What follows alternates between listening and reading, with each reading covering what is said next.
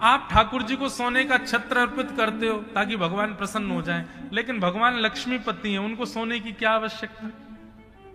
आप ठाकुर जी को 56 भोग लगाते हो, झांसी की बढ़िया मिठाई बनवा के ले गए, ओरछा राम राजा सरकार को भोग लगाने के लिए खुश हो जाएंगे। ठाकुर जी को आपकी मिठाई नहीं चाहिए, उनके पास कमी है।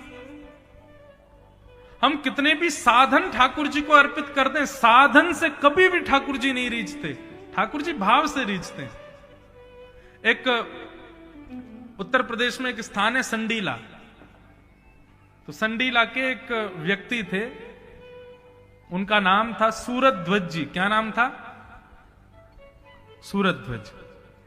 और वृंदावन के मदन मोहन लाल जी के रूप के इतने आसक्त थे कि उनको यह रहता था कि मैं कब छुट्टी मिले और वृंदावन जाऊं और मदन मोहन जी का दर्शन करूं।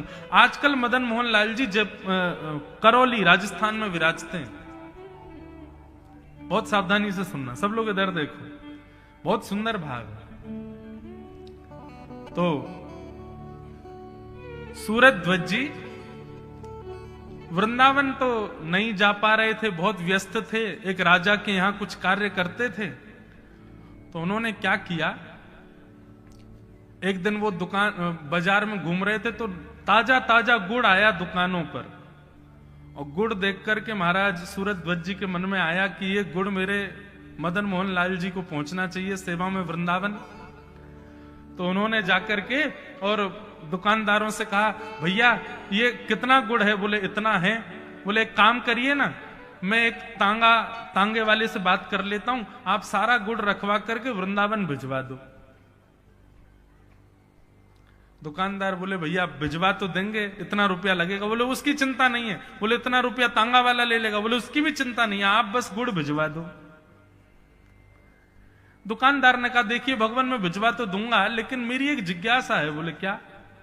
बोले आप इतना पैसा खर्च कर रहे हो, यहां संडीले से इतना सारा गुड़ तांगे में धरवा करके वृंदावन भेज रहे हो, इससे कम रुपया में तो आप वृंदावन से ही गुड़ खरीद करके ठाकुर जी को अर्पित कर दो। और कोई संडीले में कोई बहुत प्रसिद्ध गुड़ होता है ऐसा भी नहीं है, सामान्य गुड़ है, बस हाँ ये संडीले का गुण है। आपको यहां से क्यों भिजवाना इतनी दूर? वृंदावन 3 दिन लगेंगे और इतनी मेहनत करके इतना पैसा खर्च करके आप वृंदावन से किसी को बोल दो कि भाई वृंदावन कोई जा रहा हो, वहां से गुड़ खरीद के ठाकुर जी को अर्पित कर दो। बोले तू नहीं जानेगा, मैं ठाकुर जी का प्रेमी हूं, और प्रेमी अपनी वस्तु जब भेजता है तो प्रेमी के द्वारा दी गई वस्तु चाहे वो कैसी भी हो वो बहुत प्रिय लगती है, वो कैसी भी हो बहुत प्रिय लगती है। सूरध्वज जी ने वो गुड़ संडीले से भिजवाया, 3 दिन लगे महाराज वृंदावन पहुंचने। वृंदावन जब गुड़ पहुंचा तो रात्रि अर्धरात्रि का समय हो रहा था, 11-12 बज रहे थे। गुड़ आकर के मदन मोहन जी के मंदिर के बाहर आकर के तांगा खड़ा हो गया। बोले अब सुबह तक का इंतजार करो, गुसाई जी आएंगे तब उनको देंगे। लेकिन महाराज रात्रि 12 बजे ही गुसाई जी के स्वप्न में मदन मोहन लाल जी आ गए। गुसाई जी बोले कहो जय जय, क्या आज्ञा? बोले कि जल्दी द्वार खोलो और बाहर गुड़ आया है, वो गुड़ जल्दी भोग प्रसादी उसकी बनाओ और मेरे को थाल में रख करके गुड़ का भोग लगाओ। गुसाई जी बोले भगवान रात के 12 बज रहे हैं, अर्धरात्रि का समय हो रहा है, 3-4 घंटे और थोड़ा इंतजार कर लो। 3-4 घंटे में मंगला आरती का समय हो जाएगा तो सुबह मंगल भोग में गुड़ का ही भोग लगा देंगे। अब 3-4 घंटे के लिए मुझे नहाना पड़ेगा, पूरा मंदिर साफ करना पड़ेगा, रसोई घर में सफाई करनी पड़े, फिर आपको उठाऊंगा, गुड़ लाऊंगा, भोग लगाऊंगा। भगवान इससे बढ़िया तो आप प्रतीक्षा कर लो 3-4 घंटे। तो मदन मोहन लाल जी रोने लगे स्वप्न में। बोले उसने 3 दिन पहले संडीले से गुड़ मेरे लिए भेजा है, मैं 3 दिन से प्रतीक्षा कर रहा था कब गुड़ आएगा, मेरे रोज मुंह में पानी आ रहा था। बोले तुम रोज मेरी सेवा करने आ रहे थे तो तुमको लग रहा था ठाकुर जी को इतना पसीना नहीं, मुंह में से लार टपक रही थी मेरे, कब गुड़ आवे, कब मैं उसको पाऊं। और आज आकर के गुड़ आया है और तुम कह रहे हो 4 घंटा और इंतजार करूं मैं। गोसाई जी तुरंत उठे, जल्दी जाकर के स्नान किया, स्नान करके मंदिर की साफ सफाई करी, रसोई घर में जाकर के चूल्हा चेताया। महाराज बाहर द्वार पर तांगे में गुड़ रखा था, तांगे वाले को उठाया, बोले लाओ गुड़ दे दो। बोले सुबह हो गई? बोले बस हो ही गई।